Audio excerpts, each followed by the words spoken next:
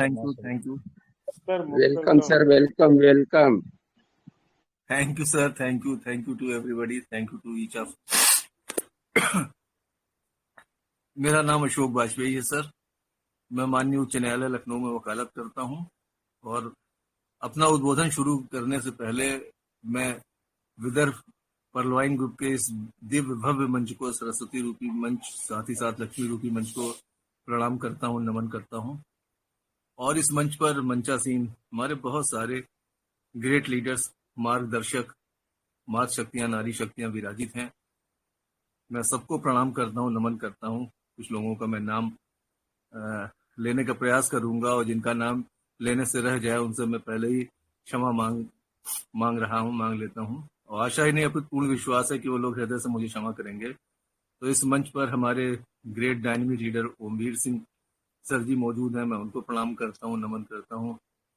रतन मोरपानी sir जी हैं और विजय चटारे जी हैं जो इस मंच के संस्थापक में हैं। इसके नूरुल हसन सर जी हैं और शब्दों के जादूगर, जिनका उद्बोधन, चमत्कारिक उद्बोधन हम लोगों को विस्मित कर देता है और सारा काम भूल के हम लोग शुरू से आखिर तक उनको सुनते ही रहते हैं। और जब उनका उद्बोधन खत्म हो जाता है तब हम लोग जैसे निद्रा स्वप्न लोक से जागृत होते हैं और ये होने आता है, अरे खत्म हो गया, अभी तो और चलना चाहिए था।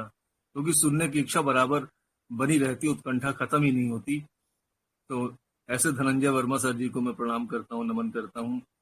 और टेक्निकल गुरु कितने अच्छे ढंग से स्क्रीन शेयर करके हम लोगों को क्रिप्टो के बारे में जानकारी देते हैं, हमारे great leader Vinod Singh sir ji को, उनको मैं प्रणाम करता हूँ, नमन करता हूँ। और कौशल कुमार चौहान सर जी, उनकी बातों में कितना जोश रहता है, कितना जज्बा रहता है और उमंग से हमेशा वो भरे रहते हैं। तो उनकी वाणी में जो बात मैं पाता हूँ वो बहुत ही कम लीडर्स की बातों में वो परिलक्षित होती है। तो मैं ऐसे कौशल कुमार चौहान सर जी को प्रणाम करता हूँ।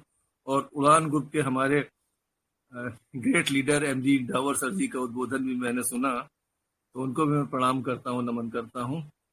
और ऐसे बहुत सारे लोग हैं, मैं सबका नाम लूंगा। दिलीप राय सर जी हैं, वो भी अक्सर विभिन्न मंचों पे अपनी शेयरिंग देते रहते हैं और उनकी बातें बहुत अच्छी होती हैं, उनको मैं प्रणाम करता हूँ, नमन करता हूँ। और तनवीर आलम सर जी भी हैं, उनको भी प्रणाम करता हूँ। एस के मंडल सर जी हैं। तो अब मैं नाम लेता रहूंगा तो बहुत समय बीत जाएगा। और सबसे पहले तो मैं थोड़ा सा क्षमा भी मांगना चाहूंगा कि बना तो मैं जरूर था मंच पे, लेकिन चूंकि आज कृष्ण जन्माष्टमी है तो थोड़ी देर के लिए मैं चला गया था पूजा कक्ष में और वहां पे जन्म मनाने के बाद मैं पुनः वापस आया हूँ। तो बीच में मैं अपने लीडर्स की बातों को सुन नहीं पाया, तो उसका मुझे खेद भी है, उसके लिए मैं क्षमा भी चाहता हूँ। तो सबको इस मंच पे मंचासीन जितने भी हमारे ग्रेट लीडर्स, सबको मैं कृष्ण जन्माष्टमी की बधाई भी देना चाहता हूँ। और हमारे पूर्व वक्ताओं ने लगभग सभी कुछ तो सारी बातें कह दी हैं, मेरे लिए कुछ शेष बचा ही नहीं है। लेकिन फिर भी मैं कहना चाहूंगा कि हम सभी बहुत भाग्यशाली हैं कि ये परलवाइन सिस्टम हम लोगों को मिला और हम लोग इससे जुड़ के इसमें काम कर रहे हैं। अपने जीवन में जो भी धन रूपी समस्या थी, धीरे धीरे शनय शनय वो दूर होती जा रही है, क्योंकि परलवाइन सिस्टम है ही इतना शानदार, लाजवाब, भरोसेमंद, जानदार सिस्टम कि हमारी उन्नति के लिए ही ये आया है, हमारे भाग्य परिवर्तन के लिए ही हमको मिला, ईश्वर ने हमसे इसको मिलवाया है। और अब तो ये नए कलेवर में, नए रूप में, नए प्रारूप में क्रिप्टो की दुनिया में प्रवेश कर गया है। तो इसका हमको दिल खोल कर स्वागत करना चाहिए, क्योंकि यहाँ पे हम बहुत जल्दी, जैसे हमारे धनंजय वर्मा सर जी और पूर्व वक्ताओं ने भी बात कही कि बहुत कुछ यहाँ हमको मिलेगा और बहुत जल्दी मिलेगा, बहुत जल्दी मिलेगा। पुराने प्लान में भी हम सब करोड़पति बनते हैं, लेकिन वहां पे थोड़ा समय ज्यादा लगता है। यहाँ पे तो बहुत जल्दी हमें, तो हमको स्वागत करना चाहिए। और मैं थोड़ा आप लोगों की जो राय है उससे अलग जो हमारी राय है वो मैं रखना चाहूंगा और क्षमा याचना के साथ रखना चाहूंगा। मैं कई मंचों पे गया तो जिस सिस्टम ने ज्वाइनिंग पुनः शुरू कर दी, इसको लेके बहुत उमंग है, बहुत लोग खुश हैं और उनकी खुशी देखकर मैं भी खुश हूं। और कहीं ना कहीं एक्टिव इनकम की मांग हमारे किसी साथी ने की थी, तो मैंने उनकी आवाज में अपनी आवाज मिलाई थी और इसलिए भी मिलाई थी, उसका कारण मैं आज आप लोगों के सामने खोल के रखना चाहता हूँ कि मेरे पास कई सारे हमारे साथियों के फोन आए। धनंजय वर्मा सर जी से एक आध लोगों का नाम लेके हमने साझा भी किया था अपनी बात, और वो कह रहे, उनका ये कहना था कि साहब हमारी स्थिति ऐसी ऐसी नहीं है। अपनी समस्याएं तमाम गिनाई, वो सब बताने के यहाँ पे आवश्यकता उसकी नहीं है। कुल मिला के उनकी व्यथा ये थी कि पैसों का इंतजाम चाह कर भी नहीं कर पा रहे थे। सीड फंडिंग में वो काम करना चाह रहे थे, 50 BUSD से पीवीसी मेटा परचेज करना चाह रहे थे, लेकिन आर्थिक स्थिति उनकी ऐसी नहीं थी जिससे वो कर पाए। आर्थिक स्थिति उनको अनुमति नहीं दे रही थी। ऐसे कई सारे लोगों के फोन मेरे पास आए, तो मैंने उनकी पीड़ा अंदर से महसूस की। तो जब ये मांग आई कि एक्टिव इनकम सिस्टम ने जो बंद कर दी है, अगर वो भी चालू रख दे, वो भी दे दे, तो ऐसे साथियों के हमारे जो कि किसी भी वजह से, अपनी तंगी की वजह से, अपनी आर्थिक विषमताओं की वजह से चाहते हुए भी 50 BUSD जो है से सीड फंडिंग नहीं कर पा रहे हैं, तो ऐसे लोगों के लिए थोड़ा सा मार्ग सरल हो जाएगा। उनकी चाहत जो है, कदम से कदम सबके साथ मिला के चलना चाहते हैं, सिस्टम के नोटिफिकेशन का वो पालन करना चाहते हैं, क्योंकि वो भी सच्चे पर्लवाइनर ही हैं, और उनको कहीं ना कहीं से सहायता मिल पाएगी। और ये सारी बातें जो आप इस मंच पे हुई हैं, विभिन्न मंचों पे हुई, मैं उससे भी सहमत हूँ कि इतना समय सिस्टम ने दिया, हम लोगों को कमाई कर लेनी चाहिए थी, लेकिन किन्हीं वजह से कोई साथी हमारे पिछड़ गए, नहीं कर पाए। तो सिस्टम ने ये जो दे दिया उनको, ये मांग जो हुई, तो ये बहुत अच्छा हुआ। अब आज भी मेरे पास फोन आए उन लोगों के कि सर अब हम 5 अकाउंट खोल करके और 5,000 रुपए का हमारा इंतजाम बड़े आराम से हो जाएगा और हम कर लेंगे।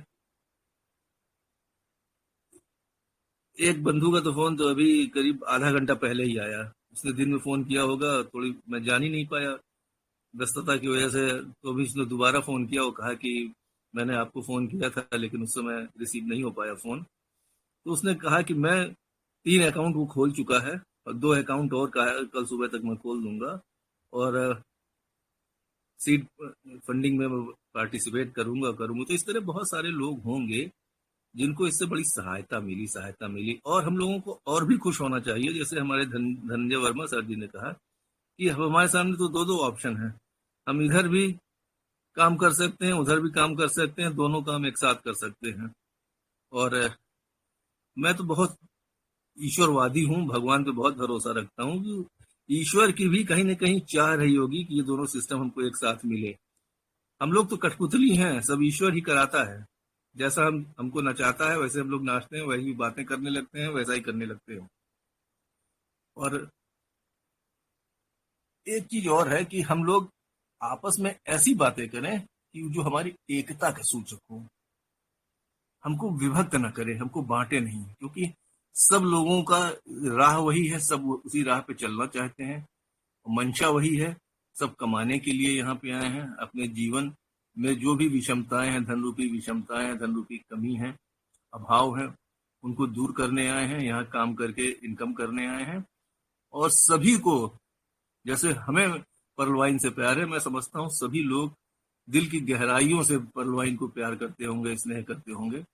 और पर्लवाइन में ही सुबह उठते ही पर्लवाइन की ही माला जपते होंगे, और देर रात जब बिस्तर पर जाते होंगे तब तक पर्लवाइन की ही माला जपते होंगे, और सोते में भी पर्लवाइन ही उनके सपनों में आती होगी, और पर्लवाइन को याद करके ही वो चैन की नींद सो पाते होंगे। उनके चेतन मस्तिष्क, अचेतन मस्तिष्क, सुसुप्त मस्तिष्क में पर्लवाइन की ही बातें चलती होंगी।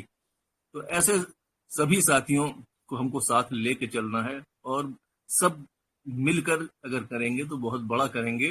और पीवीसी मेटा, जैसे हमारे पूर्व वक्ताओं ने कहा, और मैं भी वही बात कह रहा हूँ कि हम सभी को जरूर करना चाहिए, क्योंकि ये हमारे भाग्य को बदलने के लिए आए हैं। मैं बहुत ज्यादा आंकड़े तो नहीं प्रस्तुत कर पा रहा हूँ, लेकिन हमारे साथी लोग जो आंकड़े प्रस्तुत करते हैं, मैं बिल्कुल सहमत हूँ उनसे कि इतनी ग्रोथ इसमें होनी है, और कहीं न कहीं आने वाले समय में बिटकॉइन को पिछाड़ कर रख देगी, क्योंकि हमारे पास इतनी कम्युनिटी है। इतने सारे लोग हैं और सब लोग चाहते हैं। अभी बहुत लोग नहीं इसमें आगे आ पाए, लेकिन धीरे धीरे देखिएगा इसकी संख्या बढ़ती जाएगी और बहुत तेजी से इसमें ग्रोथ होती रहेगी और संख्या बढ़ती जाएगी। इस टोकन की वैल्यू बढ़ती ही जाएगी, बढ़ती ही जाएगी, बढ़ती ही जाएगी। और मैं ये समझता हूं कि जितने भी क्वाइंस या टोकन इस समय हैं, चलन में हैं, सब कहीं ना कहीं पीछे छूट जाएंगे। पीवीसी मेटा हमारा टोकन सबको पिछाड़ के बहुत आगे निकल जाएगा। हमको बस धैर्य रखना है, विश्वास रखना है, अपने विश्वास में कमी नहीं आने देनी है और सबको साथ लेके चलना है। सबको साथ लेके अगर हम चलेंगे तो बहुत अच्छा होगा, क्योंकि सभी हमारे भाई हैं। यहाँ तो कोई क्रॉस लाइन भी नहीं रहता है। हर मंच पे जो भी आता है, हर मंच हर व्यक्ति की सहायता करने के लिए हमेशा तत्पर रहता है और करता ही है। और क्योंकि यहाँ क्रॉस लाइन जैसी कोई चीज नहीं, सभी हमारे बंधु बांधव हैं और कर भला तो हो भला वाला सिद्धांत भी ये सिस्टम लेके चलता है। हम दूसरे की मदद करेंगे तो हमारी मदद अपने आप ही होने लगेगी। दूसरे को हम कमाई का रास्ता देंगे तो खुद कमाने लगेंगे। बिल्कुल ये सही है और बड़ा आनंद भी आता है, बड़ा परोपकार का बिजनेस है। और हमें कहा गया है कि अपना संक्षिप्त परिचय देने की, तो मैं अपना संक्षिप्त परिचय देना चाहूंगा कि मेरा नाम अशोक वाजपेयी है। मैं माननीय ऑनरेबल हाई कोर्ट लखनऊ में प्रैक्टिस करता हूं और 1981 में मैंने एलएलबी की परीक्षा उत्तीर्ण की थी। उसके पहले मैं डिस्ट्रिक्ट कोर्ट सुल्तानपुर में प्रैक्टिस किया करता था। सुल्तानपुर का रहने वाला हूं और 90 में मैं लखनऊ आ गया था हाई कोर्ट में प्रैक्टिस करने, तब से मैं यही हूं। और वकालत के पहले हमारे ग्रैंडफादर डॉक्टर हुआ करते थे, तो उनकी तीव्र इच्छा थी कि मैं डॉक्टर बनूं। तो मैंने उनकी इच्छा के अनुसार सीपीएमटी, उस समय कंपटीशन बहुत टफ हुआ करता था, वो मैंने क्वालिफाई किया और मेरा एडमिशन एमबीबीएस की परीक्षा हेतु बाबा राघोदास मेडिकल कॉलेज गोरखपुर में मेरा एडमिशन हुआ। लेकिन साथियों, मुझे हॉस्पिटल के माहौल में घुटन सी महसूस होती थी, मुझे अच्छा नहीं लगता था। और ये था कि डेड बॉडी का डिसेक्शन करना पड़ेगा, तो कहीं ना कहीं मुझे वो सब बातें अच्छी नहीं लगती थी। मैं छोड़ दिया। मैंने अपनी एलएलबी कह रहा हूँ, अपनी एमबीबीएस की पढ़ाई मैंने छोड़ दिया। हमारे ग्रैंडफादर बहुत नाराज भी रहे, हफ्तों मुझसे बात भी नहीं की, लेकिन धीरे धीरे सब सामान्य स्थिति हो गई और मैंने अपनी एलएलबी में एडमिशन लेके एलएलबी की पढ़ाई फिर पूरी की। इसी दौरान मेरा पीओ में सिलेक्शन हो गया, प्रोबेशनरी ऑफिसर की पोस्ट पे। वो भी नौकरी मैंने छोड़ दी क्योंकि मेरे पिताजी एडवोकेट थे, बहुत सफल एडवोकेट थे। उनका इतना मान सम्मान था, जिस रास्ते से वो गुजर जाते थे तो लोग उनका सम्मान करते हुए कहते थे, आइए पंडित जी, आइए वकील साहब। उनकी जेब में 2 रुपए भी ना हो, लेकिन वो पूरी मार्केट का सामान इच्छा व्यक्त करते हुए, बिना इच्छा व्यक्त किए लोग उनके साथ भेज दिया करते थे कि अरे ये लेते हैं, ये बहुत अच्छा सामान आया है, बहुत अच्छी चीज है। और क्योंकि लोग जानते थे पैसा मिल जाएगा, तो उनका ये सम्मान देख के, साथ साथ उनकी इनकम देख के, मैंने बचपन से ही ठान लिया था कि मैं बड़ा होके एडवोकेट ही बनूंगा। और जो सोच दिल में घर कर जाती है वो पूरी हो ही जाती है। और मैं एडवोकेट के रूप में आप लोगों के सामने हूँ। सब कुछ छोड़ के, डॉक्टरी छोड़ के, बैंक की नौकरी छोड़ के मैं वकालत की फील्ड में आ गया। तब से मैं ही वकालत कर रहा हूँ।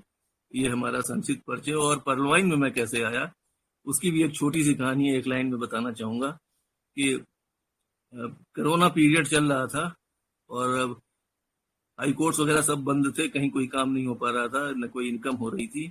हम लोगों की बहुत मांग पे 2 हफ्ते के लिए हाई कोर्ट खोल दिया गया था। नवंबर 2020 का महीना था। तो उस दिन हाई कोर्ट का काम समाप्त करके मैं घर जाने ही वाला था। हमारे सहयोगी मिस्टर एसपी गुप्ता जी हैं, तो वो नेटवर्क में थोड़ा रुचि रखते हैं, कभी इस कंपनी में कभी उस कंपनी में वो अपनी तकदीर आजमाया करते हैं। वो मिस्टर रामप्रीत सर जी, जो लखनऊ टीम के अगुआ हैं, उनको लेके आए और कार में बैठ के वो प्लान हमको परलवाइन का देने लगे। उन्होंने 2 ही 3 वाक्य बोले होंगे परलवाइन के बारे में। तो हमारे घर पे 2-3 क्लाइंट्स पहुंच गए थे और उन्होंने वहां से फोन करके ये जानना चाहा कि मैं कितनी देर में घर पहुंच रहा हूँ। जबकि कोरोना पीरियड में कभी कोई क्लाइंट नहीं आता था। क्लाइंट के दर्शन हुए बहुत दिन हो गए तो कोई आता ही नहीं था। लेकिन उस दिन संजोग है 3 क्लाइंट पहुंच गए थे, सीतापुर से और लखीमपुर खीरी से। तो मैंने रामप्रीत सर जी से अनुरोध किया कि सर जी मुझे जाना होगा, क्योंकि क्लाइंट को भी वापस अपने घर जाना था। उन दिनों घर में किसी को रोका नहीं जाता था और घर के अंदर प्रवेश ही वर्जित था दूसरे बाहरी लोगों का। तो अगले दिन रामप्रीत सर जी आए और मुझे प्लान इसका देने लगे। और उनका प्लान थोड़ा विस्तृत हो जा रहा था। वो इसकी सूक्ष्म से सूक्ष्म बातें मुझे समझा देना चाह रहे थे, बता देना चाह रहे थे। और काफी समय उन्होंने लिया। और मेरा मन, साथियों में बिल्कुल स्पष्ट रूप से कहना चाहूंगा, मेरा मन बिल्कुल नहीं लग रहा था सुनने में। जरा सा भी मैं कंसंट्रेट हो ही नहीं पा रहा था उधर। उसकी 2-3 वजह हैं। पहली वजह कि मेरी रुचि इन सब कामों के प्रति थी ही नहीं। और दूसरी चीज ये, मैं समझता था कि इन सब कामों में बड़ा समय लगेगा, जिसका मेरे पास नितांत अभाव रहता है। समय बहुत कम रहता है। मैं अपने घर परिवार को भी समय नहीं दे पाता हूँ। वकालत का कुछ है ही, ये व्यस्तता ऐसी कि क्लाइंट्स आते हैं, कुछ पैसे हमको दे जाते हैं, और अपनी सारी व्यथा, अपना सारा दर्द हमारे सर पे मढ़ जाते हैं। वो तो जाके हो सकता है सो जाते हो घर में, लेकिन हम लोग जूझते रहते हैं उनके मामले को लेकर के। तो एक बात और थी, मैं कंसंट्रेशन के साथ नहीं सुन पा रहा था कि अगले दिन मेरा केस लगा हुआ था। उसमें हमारे 4 क्लाइंट्स को, 2 को आजीवन कारावास की सजा हुई थी, 2 को 10 साल की सजा हुई थी। और उस केस में मुझे लास्ट अपॉर्चुनिटी बहस करने के लिए, आर्गुमेंट करने के लिए मिली थी। वो एडजर्न भी नहीं होना था। तो मेरे दिमाग में बार बार उसी केस के फैक्ट्स नाच रहे थे कि मैं कल क्या बहस करूंगा और कैसे अपने क्लाइंट्स को न्याय दिला पाऊंगा, क्योंकि वो केस बहुत कमजोर था। उसमें होप नहीं थी कि हम अपील उसकी अलाउ करा पाए। तो इस वजह से और भी मेरा मन नहीं लग रहा था। उन लोगों के जाने के बाद मेरा मन मुझे ही कचोटने लगा कि 2 भले लोग आए थे और हमारी बेहतरी के लिए हम कुछ बता रहे थे, समझा रहे थे। मैंने उस पर ध्यान न देके अच्छा नहीं किया, जबकि ऐसा कभी नहीं होता। ये सब मेरे साथ हुआ। और रामप्रीत सर जी जिस पेपर पे प्लान दिखा रहे थे, वो पेपर ड्राइंग रूम के सेंट्रल टेबल पे वहीं पे छूटा हुआ था, रखा था। वो है, लिख के प्लान दिखा रहे थे। तो मैंने वो पेपर उठाया, उसमें परलवाइन इंटरनेशनल ऊपर ही लिख के अंडरलाइन भी कर रखा था उन्होंने। हालांकि मुझे परलवाइन नाम मेरे दिमाग में आ गया था, उतना मुझे याद हो गया था। तो मैंने ऑनलाइन जाके यूट्यूब से, जहां से मुझे जो भी इसके बाबत सामग्री मिल सकी, सब मैंने कलेक्ट की और सब मैंने गैदर की। और तमाम सारे मैंने देश विदेश के जजमेंट्स भी, जो करेंसी को डिफाइन करते थे, इस तरह की एसेट्स को, चाहे डिजिटल एसेट्स हो, पेट्रो एसेट्स हो, क्रिप्टो एसेट्स हो, या इनकी करेंसी हो, यानी वर्चुअल करेंसी कह सकते हैं, इंटरनेट करेंसी कह सकते हैं, तमाम सारे क्वाइंस के बारे में, चाहे वो बिटकॉइंस रहा हो, डोजी कॉइंस रहा हो, बीबी की कॉइंस रहा हो। और मैंने तमाम सारे जो जजमेंट्स थे वो सब मैंने तलाशे और मैंने पढ़े। और देश विदेश के जजमेंट्स में जो करेंसी, हर देश की करेंसी में कहीं ना कहीं फर्क है, डेफिनेशन में फर्क है, वो मैंने पढ़ा। यहाँ तक कि पुराने जजमेंट्स पे भी, काउंसिल तक के जजमेंट में भी वर्चुअल करेंसी के बारे में जिक्र आया है। जबकि उस समय ना इंटरनेट का जमाना था, ना हम आप ये सोच भी सकते हैं कि उस समय वर्चुअल करेंसी चलती रही होगी, लेकिन उसमें भी उसका जिक्र आया है। वो भी मुझे मिल गया, वो भी मैंने देखा। और यहाँ भारत के तो कई जजमेंट हमको मिले इस पर, और मेन जो जजमेंट मिला वो internet and mobile association versus reserve bank of India, वो जजमेंट में मैंने पढ़ा। उसमें हुआ क्या था, एक लाइन में मैं वो भी रखना चाहूंगा, हालांकि समय बहुत हो गया है, मेरी बातें भी कुछ लंबी हो जाया करती हैं। उसमें यह था कि रिजर्व बैंक ऑफ इंडिया, जो हमारे देश का सेंट्रल बैंक है, सबसे बड़ा बैंक है, और जितने भी फाइनेंशियल सिस्टम है, जितने भी बैंक है, सब इसी के अंडर और सुपरविजन में काम करते हैं। तो रिजर्व बैंक ऑफ इंडिया को लगता था कि ये पैरेलल में जो वर्चुअल काम होने लगा है, इससे हमारी अर्थव्यवस्था धीरे धीरे चौपट होने लगेगी, हमारे बैंकिंग सिस्टम पर भी इसका असर होगा, और धीरे धीरे हमारे बैंक बेकार हो जाएंगे, बैंकों के लिए कोई काम ही नहीं रह जाएगा। और दूसरी बात कि इसमें जो जोखिम थे, जो रिस्क थे तमाम तरह की, उसको रिस्क नजर आते थे कि वर्चुअल करेंसी में इस तरह के काम में बहुत बड़े बड़े रिस्क हैं। तो इन सबको दृष्टिगत रखते हुए रिजर्व बैंक ऑफ इंडिया ने कई रिपोर्टिंग कर रखी थी, यहाँ तक कि न्यूज़पेपर में भी पब्लिशिंग भी कर रखी थी। और इन्हीं सबके मद्देनजर 6 अप्रैल 2018 को रिजर्व बैंक ऑफ इंडिया ने एक सर्कुलर जारी किया। उसमें 2 प्रतिबंध लगा दिए थे। पहला प्रतिबंध ये लगाया कि जो लोग वर्चुअल में काम कर रहे हैं, बहुत शॉर्ट में रख रहा हूँ, रखने का प्रयास करूंगा, कि वो प्रतिबंध लगा दिया कि जो लोग वर्चुअल में काम कर रहे हैं वो काम करना बंद कर दें। दूसरा प्रतिबंध ये लगाया, वो बैंकों के लिए था, कि वो सारे बैंक्स जिनके वर्चुअल में काम करने वाले के अकाउंट्स बैंकों में हैं, तो वो फ्रीज कर ले उनका अकाउंट, सारा लेन देन उनका रोक दे। तो जिन लोगों के अकाउंट्स बैंक में थे, फ्रीज कर लिया बैंकों ने, लोगों का काम धंधा रुक गया, लेन देन ही बंद हो गया, ठप हो गया। तो इस तरह की तमाम ग्रुप ऑफ कंपनीज थी, फर्म्स थी, सबने इकट्ठा होकर एक पिटीशन ऑनरेबल सुप्रीम कोर्ट में आर्टिकल 32 कॉन्स्टिट्यूशन ऑफ इंडिया के तहत फाइल की।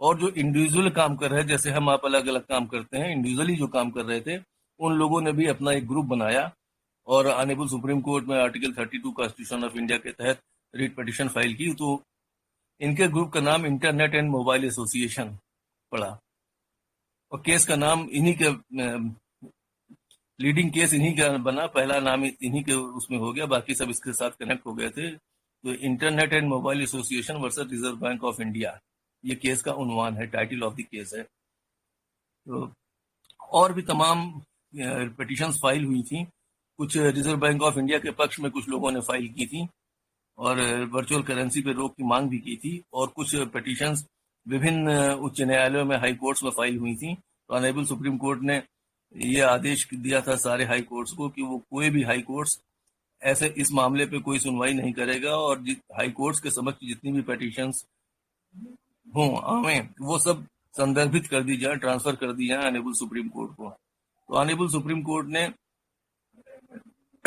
इस केस की बहुत डिटेल में हियरिंग की और पिटीशनर्स के जो काउंसिल, सब अग्रणी काउंसिल थे जो हमारे इंडिया के टॉप 10 काउंसिल्स ऊपर से आते हैं उनमें थे, और यूनियन ऑफ इंडिया के solicitor general of India, attorney general of India, ये सब पेश हुए, रिजर्व बैंक ऑफ इंडिया के काउंसिल पेश हुए। कुल मिला के बहुत लंबी चौड़ी बहस हुई। 3 जजेस का जजमेंट है, 4 मार्च 2020 का जजमेंट है, आप लोग पढ़ेंगे तो उसमें क्रिप्टो करेंसी के बारे में, कॉइन्स के बारे में, करेंसी के बारे में, इसके एसेट्स के बारे में बहुत कुछ आप लोगों को मिल जाएगा, सब कुछ मिल जाएगा। और इसमें रिजर्व बैंक ऑफ इंडिया की जितने भी रिपोर्ट्स थी वो सब, और FATF की भी रिपोर्ट का हवाला सब है, BIS की रिपोर्ट्स हैं, लॉ इन्फोर्समेंट एजेंसी की भी रिपोर्ट्स हैं। तो बहुत सारा है, उसमें जाऊंगा तो बहुत समय लगेगा मैं। और उसमें इनको आशंका थी कि मनी लॉन्ड्रिंग, FATF को तो आशंका थी कि मनी लॉन्ड्रिंग होने लगेगी, टेरर फंडिंग में इसका इस्तेमाल होने लगेगा, और आशंका कहीं ना कहीं सही भी पाई गई। और इसी क्रम में एक व्यक्ति, एक टेररिस्ट गिरफ्तार भी हुआ था, उसका नाम अली शुक्री अमीन था। उसने कन्फेस भी किया था कि हमारा 2000 लोगों का ट्विटर अकाउंट है, हम लोग इसका इस्तेमाल असलहों की खरीद फरोख्त में करते हैं और टेररिस्टों को हम लोग डायरेक्शन देते हैं कहाँ पे आतंकवादी गतिविधियों को अंजाम देना है। तो ये सारी चीजें भी सुप्रीम कोर्ट के सामने सब आई थी। सुप्रीम कोर्ट ने सब कुछ देखने के बाद, सारी reports, each and every aspect of the matter को कंसीडर करने के बाद ये पाया कि जो रिजर्व बैंक ऑफ इंडिया की यह आशंका है और जो सर्कुलर है ये बेबुनियाद है, ऐसा कहीं कुछ नहीं है, बल्कि ये जो वर्चुअल में काम हो रहा है ये बैंकिंग सिस्टम की मदद ही हो रही है एक तरह से, कहीं पे उसको टेक ओवर करने के लिए इस तरह से काम नहीं हो रहा, मदद ही पहुंचाई जा रही है। और रिट पिटीशन को अलाउ कर दिया ऑनरेबल सुप्रीम कोर्ट ने, और जो सर्कुलर था 6 अप्रैल 2018 का उसको सेट असाइड कर दिया, निरस्त कर दिया। बहुत बड़ी खुशियां छा गई लोगों में। और सॉरी सर, भीग गया था, मुझे खांसी भी हल्की सी आ जाती है। तो सुप्रीम कोर्ट ऑफ इंडिया ने आगे बढ़ के एक ऑर्डर और किया। वो ये किया कि रिजर्व बैंक ऑफ इंडिया को ये ऑर्डर दिया कि रिजर्व बैंक ऑफ इंडिया बिना किसी देरी के उन सारे बैंकों को डायरेक्शन निर्गत करे जिन बैंकों ने लोगों के अकाउंट्स को फ्रीज कर रखा है, और तुरंत डिफ्रीज करे, उनका जमा हुआ पैसा है तुरंत वापस करे। और एक चीज और कही कि जो जितने समय तक पैसा जमा रहा है उसका जो तत्समय प्रचलित ब्याज की दर थी मार्केट की, ब्याज सहित पैसा वापस हो। तो बहुत खुशियां छा गई, बहुत खुशियां छा गई। तो मैंने जब ये सब पढ़ा तो क्रिप्टो करेंसी के बारे में जो सुप्रीम कोर्ट ने हरी झंडी दे दी और उसको पूरा जायज बताया, लीगल बताया, तो इसके बाद और भी चीजें जो मेरे संज्ञान में आई, मैंने पढ़ा तो मैंने ये मन बना लिया कि ये तो बहुत अच्छा सिस्टम है, इसको हम किसी को बताएंगे भी तो बहुत परोपकार का काम करेंगे, दूसरे के घर में, घर आंगन में एक देशी घी का दिया जलाने का काम करेंगे, किसी को हम इनकम देने का काम करेंगे, उसकी जीविकोपार्जन में हम सहायक बनेंगे, कोई आमदनी का एक हम जरिया दे पाएंगे। तो अब बातें बहुत लंबा था कि बहुत अच्छा ये सिस्टम है, पूरा तरह से मैंने इसको लीगल पाया, कहीं भी ऐसा इसमें कोई काम हम आप नहीं करते हैं कि जो भारतीय कानूनों का उल्लंघन हम करते हों, किसी तरह का कोई वायलेशन नहीं, किसी भी कानून का कोई इन्फ्रिंजमेंट हम यहाँ नहीं करते। भारतीय कानूनों का ही नहीं दुनिया भर में जितने कानून हैं उनका भी हम उल्लंघन नहीं करते हैं। अब आप हमसे पूछ सकते हैं कि क्या हमने दुनिया भर के कानून पढ़े हैं? नहीं साथियों, मैंने दुनिया भर के कानून नहीं पढ़े हैं, लेकिन मुझे इस बात की जानकारी है कि कानून कैसे बनाए जाते हैं, चाहे वो भारत के कानून हो चाहे दुनिया के किसी भी देश का कानून हो। कानून बनते हैं लीगल जूरिस्प्रूडेंस के जो फंडामेंटल्स हैं उन पे आधारित होते हैं। विधि न्याय शास्त्र में जो बातें कही गई उन पे आधारित होते हैं, वो मुझे जानकारी है। इसलिए मैं कह सकता हूं कि क्योंकि हमारा पर्ल वाइन बिजनेस एक ग्लोबल बिजनेस है, भारत के अलावा भी तमाम सारे देशों में 157 प्लस कंट्रीज में काम हो रहा है इसमें, तो देश विदेश के कानूनों का भी यहाँ पे उल्लंघन नहीं होता। ना यहाँ पे मनी सर्कुलेशन होता है, ना यहाँ पे चिट फंड है, ना यहाँ पे पॉन्जी स्कीम है, ना यहाँ पे पिरामिड स्कीम है। पूरी तरह से यहाँ पे लीगल वर्क। और तो ये जो क्रिप्टो में चला गया है, इसमें भी ऑनरेबल सुप्रीम कोर्ट का जजमेंट और दूसरे हमारे फाइनेंस मिनिस्टर ने भी, क्यों हमें गवर्नमेंट को क्या चाहिए? टैक्स चाहिए। हम लोग देश के सच्चे नागरिक हैं, तो टैक्स देने में हम लोग पीछे नहीं रहेंगे। इनकम होगी टैक्स गवर्नमेंट ले, हम लोग सुचारू रूप से काम करेंगे और बहुत अच्छा है, बहुत अच्छा है। हमको हर हालत में इस पीवीसी मेटा की परचेजिंग करनी चाहिए 50 USD से, और इस अपनी जो माली हालत है उसको बदलना चाहिए। अपने सपनों को, अपने परिवार के सपनों को, अपने बच्चों को सपनों को पूरा करने का हमको ये सुनहरा मौका मिला है, तो हमें जरूर इसमें पार्टिसिपेट करना चाहिए, आगे बढ़ के काम करना चाहिए।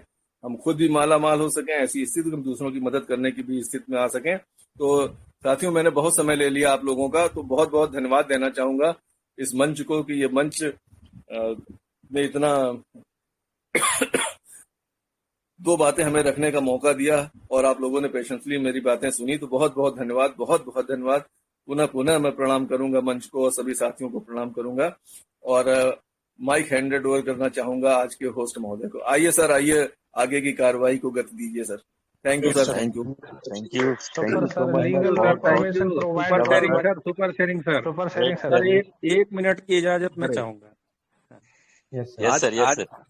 आज सर के स्पीच से मुझे बहुत खुशी हुई, क्योंकि मंच पे जितने लोग मौजूद हैं उनको आज ये आभास हो गया होगा कि एक कानूनी विशेषज्ञ के रूप में, कानून विद के रूप में अशोक सर ने हमारे पर्ल वाइन इंटरनेशनल के पूरे सिस्टम को एक विश्वसनीयता दी, कानून की नजर की विश्वसनीयता दी, हरी झंडी दी, जो कहीं ना कहीं जो लोग शंकाओं में आशंकाओं में रहे होंगे, आज वो उनके मन से भय निकल चुका होगा कि किसी हम ऐसे काम को नहीं करें जो भविष्य में उनको परेशानी में डालेगा। दूसरी बात ये कहना चाहूंगा अशोक सर कि हम आपकी भावनाओं से पूरी तरह सहमत हैं। आपको जितने लोगों के फोन कॉल आए हैं, हम पहले भी उनके लिए काम करते रहे हैं, आज भी काम करते हैं और भविष्य में भी काम करते रहेंगे।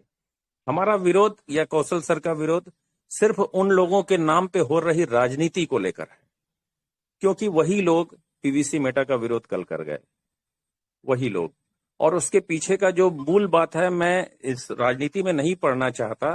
कल मैंने मंच से जो अपनी स्पीच दी थी, मैंने उन सारे लोगों के जो श्रम थे, जो मेहनत थे, मैंने उन लोगों से आह्वान किया कि उन्होंने भी जो मेहनत की है उसमें जो पॉजिटिव चीजें हैं, सकारात्मक चीजें हैं, उसे हमें स्वीकार करना चाहिए, और जो हमारा दिल गवाही नहीं देता है उसको अस्वीकार करना चाहिए। तो राजनीति, इससे मैं दूर रहने की बात कर रहा हूं। उसका जो जड़ है वो है डीपी जो कौशल सर ने कल स्पीच दिया, पूरा डीपी पे था कि जो डीपी की गंदगी मची हुई है उसकी वजह से हुआ है। तो अगर डेनियल जॉनसन सर अगर इस मंच पे कहीं भी मौजूद है या उनका कोई प्रतिनिधि मौजूद है, तो मैं उनसे एक आग्रह करूंगा, विनम्र आग्रह करूंगा कि जैसे हम लोग बाइनेंस पे P2P माध्यम से, टेक्नोलॉजी से जा करके BUSD खरीदते हैं, क्रिप्टो करेंसी खरीदते हैं, ऐसा ही पर्ल वाइन इंटरनेशनल के मंच पर एक P2P का माध्यम बना दे, ताकि हर व्यक्ति उनकी नजरों के सामने उन्हीं के रेट में डीपी की खरीद फरोख्त करे, ताकि ये डीपी की गंदगी हमेशा के लिए समाप्त हो, खत्म हो। और यही राजनीति की वजह है। इस राजनीति को पूरी तरह से फुल स्टॉप लगा दिया जाए, ताकि जो भावना है इस प्लान की, इस पर्ल वाइन इंटरनेशनल की, वो मूल रूप से बरकरार रहे और उनकी भी मदद हो जिनको आपको फोन आते हैं। हमारा बस यही है, हमारा विरोध उनसे कतई नहीं है जिनका शत प्रतिशत सहमत हूं सर, बिल्कुल सही कह रहे हैं आप।